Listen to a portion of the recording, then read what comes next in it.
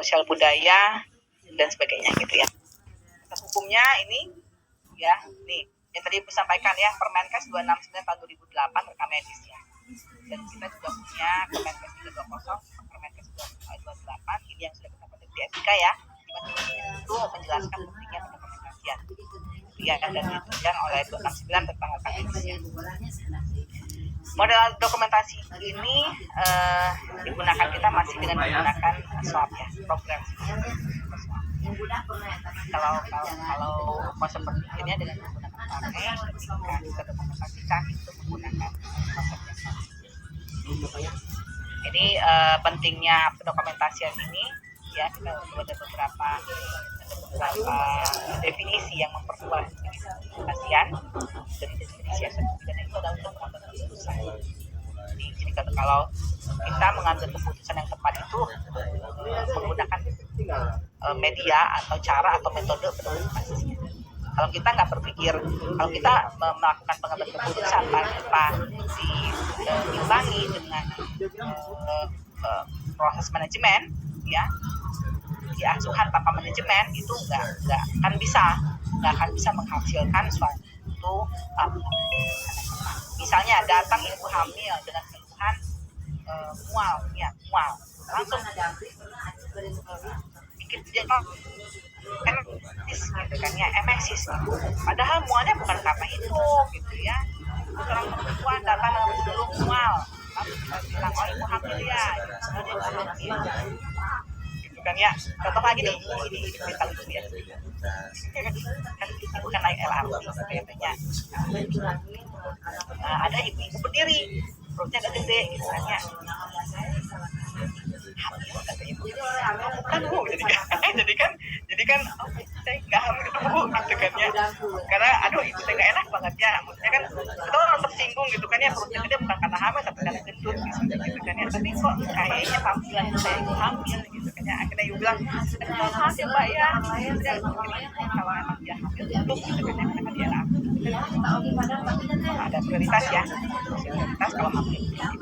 Kalau ibu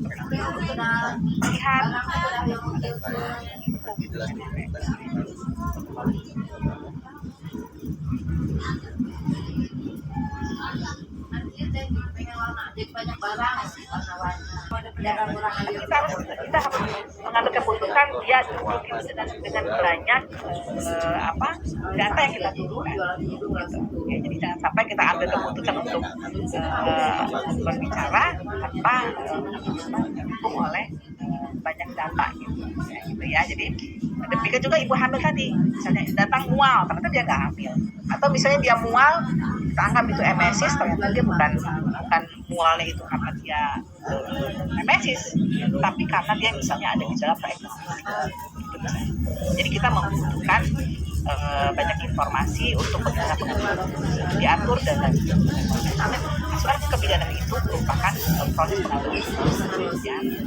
Kemudian manajemen asuhan di 320 juga dijelaskan ada langkah-langkah dalam manajemen kebidanan, dari pengkajian, kita merumuskan diagnosis, jadi dari data-data yang dikumpul ya, case finding atau data-data gitu ya. Data-data kita simpulkan menjadi diagnosis. Dari diagnosis ataupun masalah kita bikin rencana asuhan ya, kita bikin implementasi, kita evaluasi. Jadi kalau kita sudah betul menerapkan langkah-langkah ini, nggak ada yang namanya asuhan di luar ya, nggak ada. Jadi asuhan yang kita berikan itu memang betul-betul sesuai kebutuhan. Contoh, ya,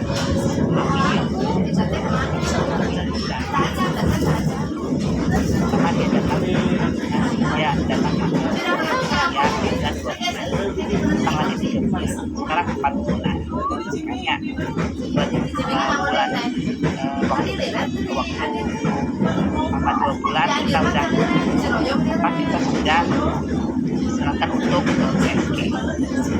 Kalau USG ya, udah jelas ya. Sedang ya betul ada janin atau mungkin baru kantor kehamilan. Ya. kemudian kita sarankan lagi untuk lebih memastikan bulan depan ibu baru kantong penghasilan kita belum boleh janin ya, takutnya bukan janin ya kita kantong penghasilan ada tapi bukan kita sarankan lagi untuk bulan depan kalau ingin memastikan ikannya boleh silahkan ke sesuai kebutuhan ibu. Pas ke kunjungan ketiga dan kita sarankan lagi kalau jelas pertemuan kedua itu sudah jelas gitu ya. Jadi ketika misalnya pertemuan kita sarankan untuk USG kembali, nah itu bukan kebohongan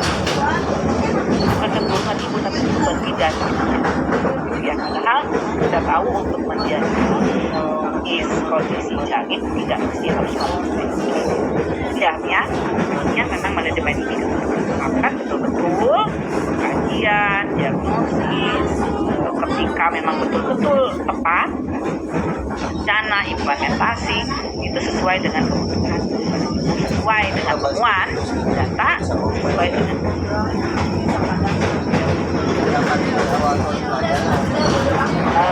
apa itu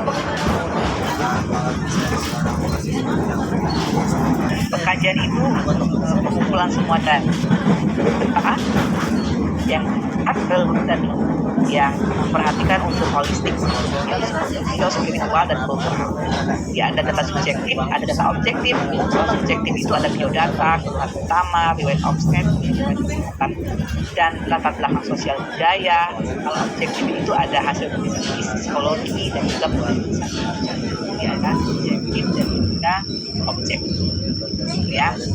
Nah dari data pengkajian ini kita simpulkan, jadi makanya ibu seringkali menyampaikan diagnosis itu adalah kesimpulan